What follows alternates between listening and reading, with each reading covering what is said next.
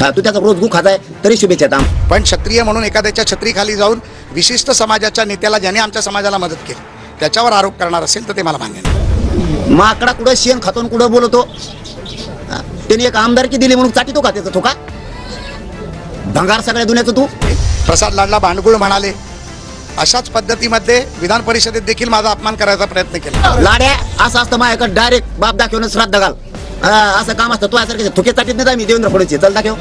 त्यामुळे त्यांना जर मी जे म्हटलेलं जर लागलं असेल तर निश्चितपणे त्यांनी चुकीचं केलं. ए लाड्या गचपणे संतुलन बिघडलंय. संतुलन का बिघडलं, दुपारच्या वेळेला कसं बिघडलंय मला माहित नाही.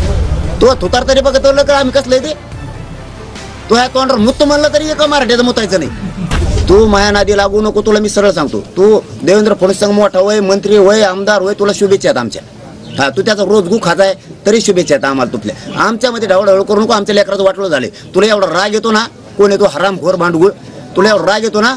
ज्या पोरांना कुणबी प्रमाणपत्र मिळालेत का, त्या कुणबी प्रमाणपत्र मिळालेल्या पोरांच्या भरत्या असे 400 ते 500 पोर आहेत. त्यांना ठाण्याच्या एसपीनं कुणबी प्रमाणपत्र मिळालेलं असून बाहेर काढ ओपन मध्ये टाकलंय.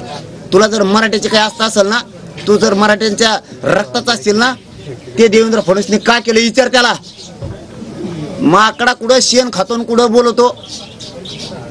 त्याने एक आमदारकी दिली म्हणून चाटितो का त्याचा थोका भंगार सगळ्या दुनियाचं. तू माया पोरायचे वाटोळे झाले, तुला काय होतंय. हे पोरग आलाय आता कुठे ते. चल इकडे हे दे प्रमाणपत्र. तो चल ये इकडं.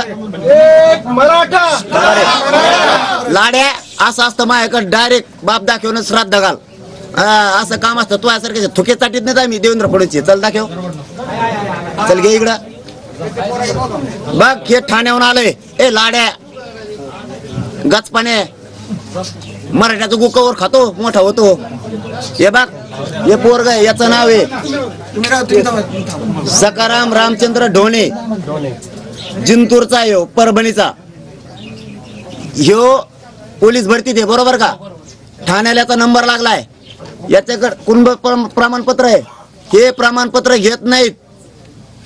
ते काय म्हणतो तो देवेंद्र फडणवीसचा एसपी 400 पोर आहेत असे मराठ्याचे.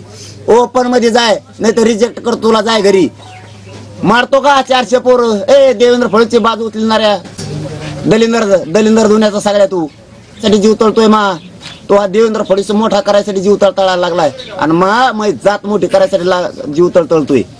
कशाला तळतळत घेतो रे भंगार.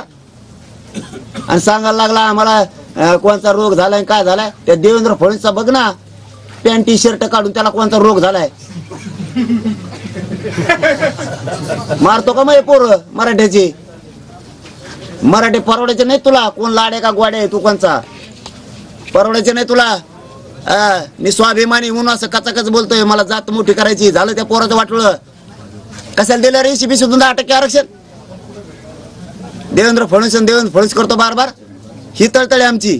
लावते पोरं घे सीबी सुधून. तुला सगळे बोललेले शब्द मागे घेतो मी.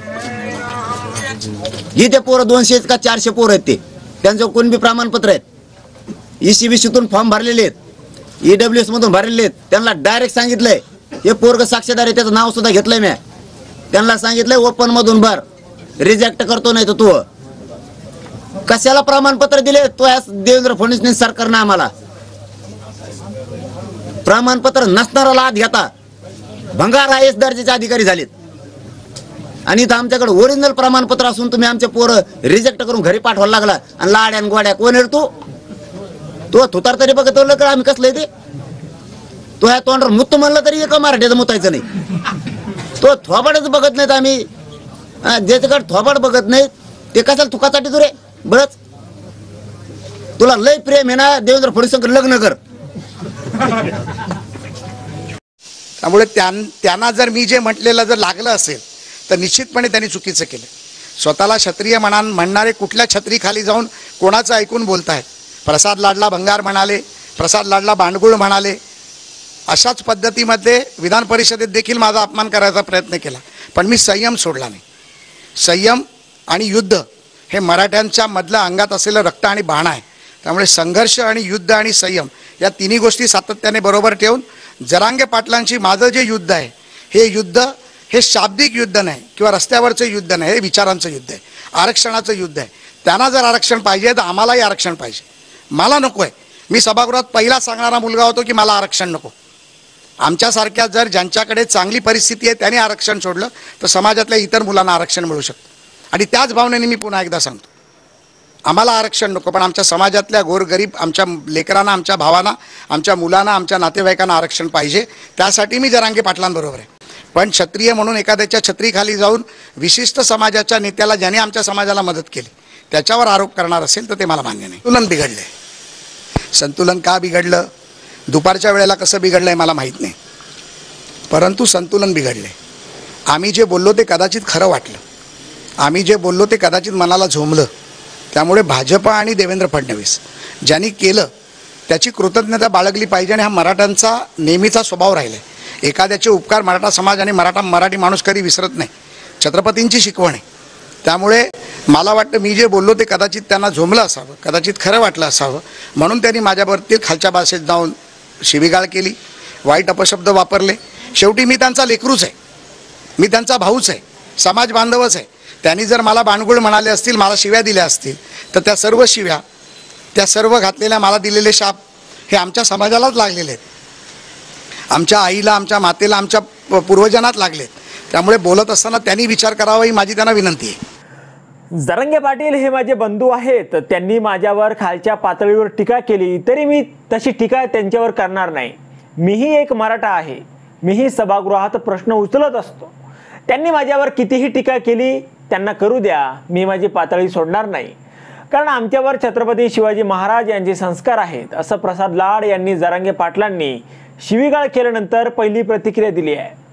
पुढे ते असंही म्हणाले की हिम्मत असेल तर त्यांनी आरक्षण या विषयावर माझ्याशी चर्चा करण्यासाठी यावं, पण ती चर्चा त्यांच्या अंतर्वाली सराटीमध्ये होणार नाही, तर ती चर्चा मंत्रालयात सह्याद्री इथे होईल. पण देवेंद्र फडणवीस यांनी आरक्षण दिले, पण केंद्रात पवार आणि उद्धव ठाकरे ते टिकवू शकले नाही. त्यांना ज्या विचारायची हिम्मत जरांगेमध्ये आहे का, असा सवालही प्रसाद लाड यांनी केलाय. आता यावर तुम्हाला काय वाटतं, तुमचं मत कमेंट बॉक्समध्ये लिहायला विसरू नका. व्हिडिओ आवडला असेल तर जास्तीत जास्त शेअर करा. आणि आतापर्यंत मराठी जनता, आपण आपल्या या चॅनलला सबस्क्राईब जर केलेलं नसेल तर चॅनलला सबस्क्राईब करा.